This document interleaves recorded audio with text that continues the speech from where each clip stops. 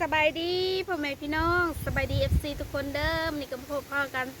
คือเก้าพี่น้องทางสองสาวลงบ้านนะเนาะเมื่อนี้ก็อยู่ที่สวนพี่น้องเมื่อนี้สิมาปลูกต้นกล้วยเอามาเอามาแต่โดนๆเลยเนาะเอามาปลูกกะยังบ่มีเวลาได้ปลูกพี่น้องยันมันตายก่อนก็เลยมาปลูกประมาณ5 ต้นนี่แหละกะสิปลูกที่สวนมะเขืออีแม่นี่แหละเพราะว่ามันจะติดกันกับกล้วยพวกนี้เนาะกะสิปลูกใส่นี่ถ้าปะไว้มันจะยันมันตายเลยพี่น้องไปเอามาจากเพื่อนอ้ายกะไปเอามาลายเติบเนาะมาไว้เกลือไก่ได้กล้วยลายไก่พันบ่อยากกินเด้อบัดนี้จะเป็นเพียงไก่บ่ยอมกินพี่น้องเกลือมือแรงมือเช้ามายังเหลืออันหยะอยู่ในกระโถเพิ่นน่ะเป็นหยังวะเบื่ออาหารบ่หรือเบื่ออีหยังคอยกับบ่เข้าใจคือกันเนาะคอยก็ยากเวียกก็เลยบ่ได้มีแต่เกลือแล้วก็เอาน้ำให้แล้วก็มามื้อนาแต่ละมื้อสำหรับมื้อนี้ก็สิมาปลูกต้นกล้วยพี่น้องทาสีเฮากะ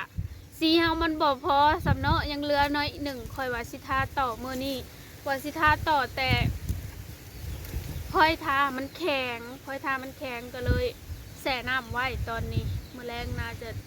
อนามัยกะบ่พอพี่น้องก็เลยสิหยุดไว้ก่อนเนาะเพราะว่างบเฮามันก็บ่มีสิว่าในใดเนาะ กะถังละ1,200ค่ะ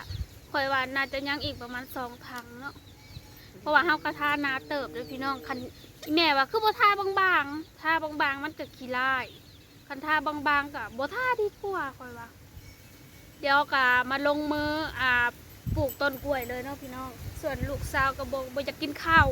เมื่อเช้านี่บ่กินเด้อจะว่าสิบ่สบายคิงก็อุ่นๆจ้ะคิงฮ้อน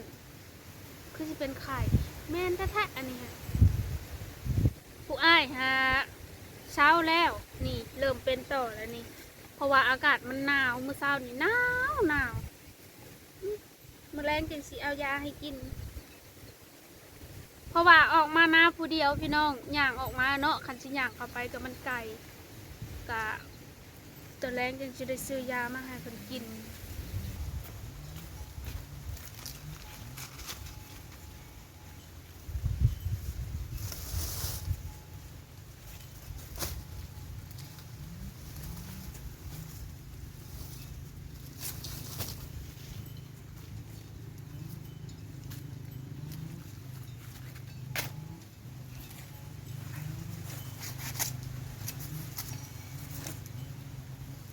ส่วนอันนี้จะเป็นต้นกล้วยของเฮาเนาะตัดปลายเลยเพราะว่าเมื่อแล้วมันกระโปงใหม่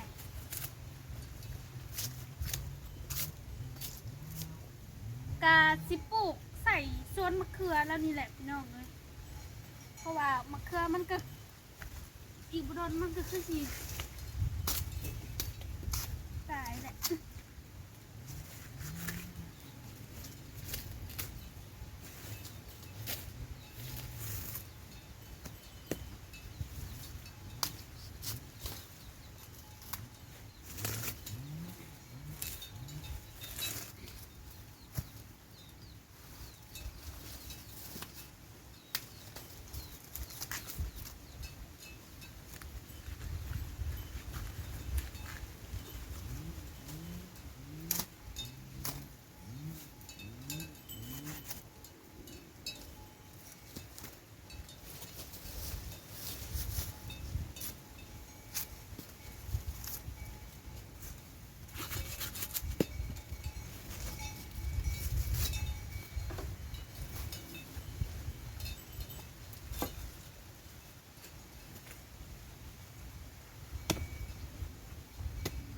ดินแข็งเนาะ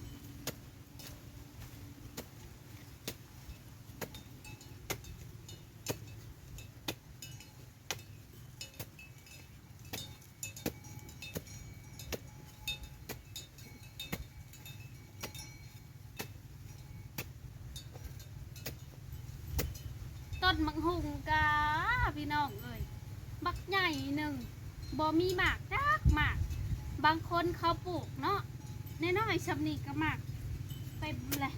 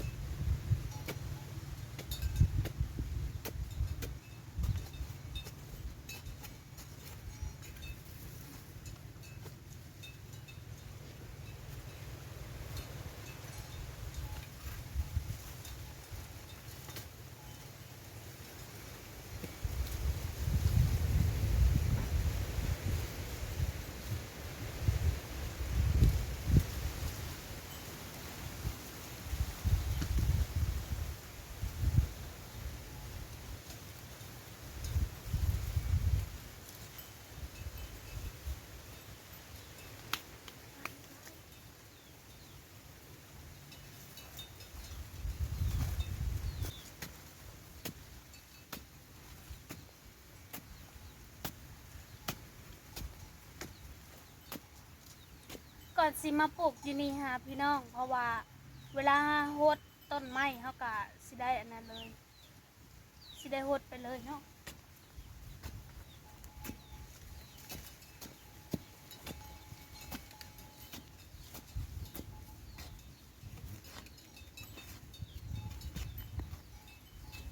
หัวก็ยังบ่ออกอยู่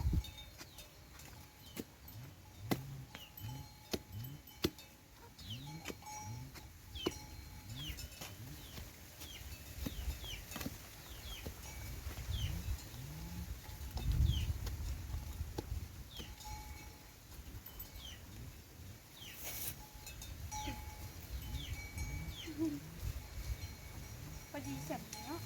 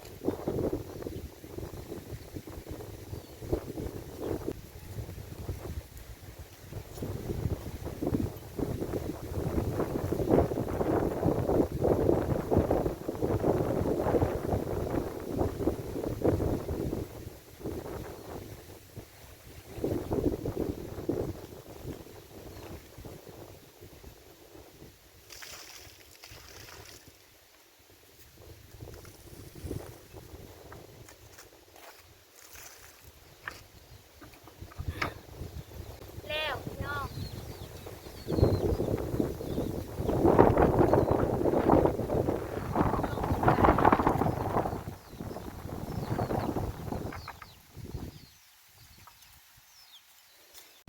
กล้วยที่เฮาปลูกนี่ก็คือเบี้ยมันเนาะแล้วก็เป็นกล้วยน้ำพี่น้องเพิ่นว่า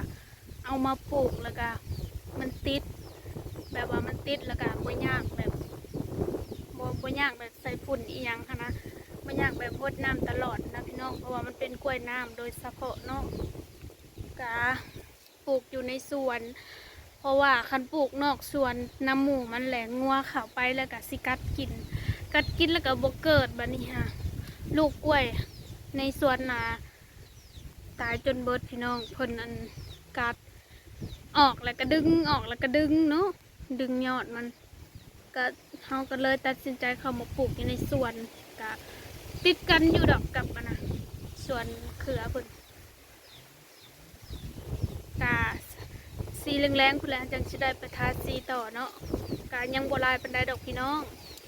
ทาแล้วก็น่าจะโจ๊ะไว้คือเก่าหั่นแหละ โอ เคพี่น้องสำหรับคลิปนี้ก็ฝากกดไลค์กดแชร์กดติดตามและเป็นกำลังใจให้สาวลงบ้านนาเนี่ยเด้อพี่น้องก็ขอบคุณทุกคนเด้อที่ได้เข้ามาซัพพอร์ตโฆษณาเนาะพอกันคลิปใหม่เด้อพี่น้อง